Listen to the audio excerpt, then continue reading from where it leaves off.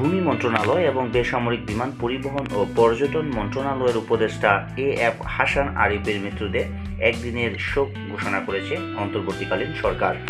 আজ রোববার মন্ত্রিপরিষদ সচিব ডক্টর শেখ আব্দুর রশিদ স্বাক্ষরিত এক প্রজ্ঞাপনে তথ্য জানানো হয়েছে। প্রজ্ঞাপনে বলা হয়েছে, উপদেষ্টা হাসান আরিফের মৃত্যুতে আগামীকাল সোমবার 23শে ডিসেম্বর রাষ্ট্রীয়ভাবে শোক পালন করা হবে। এ উপলক্ষে সোমবার বাংলাদেশের সকল সরকারি, আধা সরকারি ও স্বায়ত্তশাসিত প্রতিষ্ঠান এবং শিক্ষা প্রতিষ্ঠান সহ সকল সরকারি ও বেসরকারি ভবন এবং বিদেশের বাংলাদেশ মিশনগুলোতে জাতীয় পতাকা অর্ধনমিত থাকবে। প্রজ্ঞাপনে বলা হয়েছে, মরহুমের রুহের মাগফিরাতের জন্য সোমবার বাংলাদেশের সকল মসজিদে বিশেষ দোয়া অনুষ্ঠিত হবে। অন্যান্য ধর্মীয় প্রতিষ্ঠানে তার আত্মার শান্তির জন্য বিশেষ প্রার্থনার আয়োজন করা হবে। গত 20শে ডিসেম্বর রাজধানীর একটি বেসরকারি হাসপাতালে মারা যান হাসান আরিফ। তার বয়স হয়েছিল 83 বছর।